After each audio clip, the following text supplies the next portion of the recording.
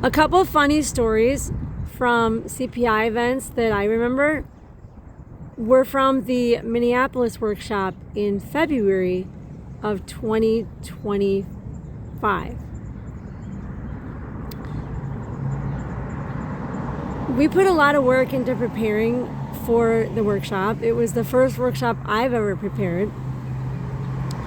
And Antifa got wind of it, and they tried to sabotage our meeting. They left a bunch of crazy stuff outside the Airbnb, and they posted signs all over the neighborhood to warn people about us.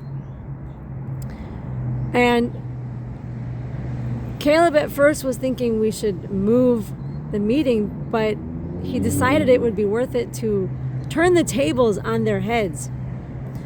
So when they came on Saturday morning in their COVID masks with Putin signs and spanking signs and fascism signs, at first I was nervous, but Caleb and Peter turned it into a circus.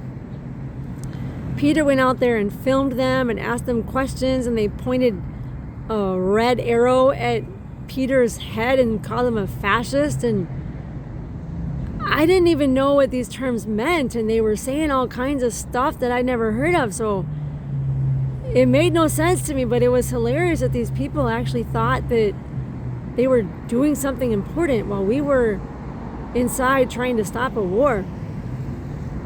And once the meeting did get started, one of the guests was listening to Caleb talk about the cheese caves. That in itself is ridiculous, that our government spends billions of dollars to store cheese in a cave instead of feeding people. But that's how you keep the price of dairy high.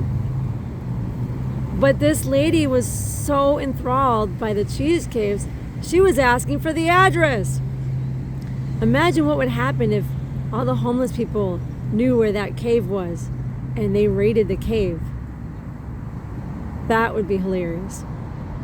So I really appreciate Caleb for coming out to Minneapolis and putting up with the Antifa crowd. And I really appreciate our CPI members who are supportive and help us get these workshops off the ground.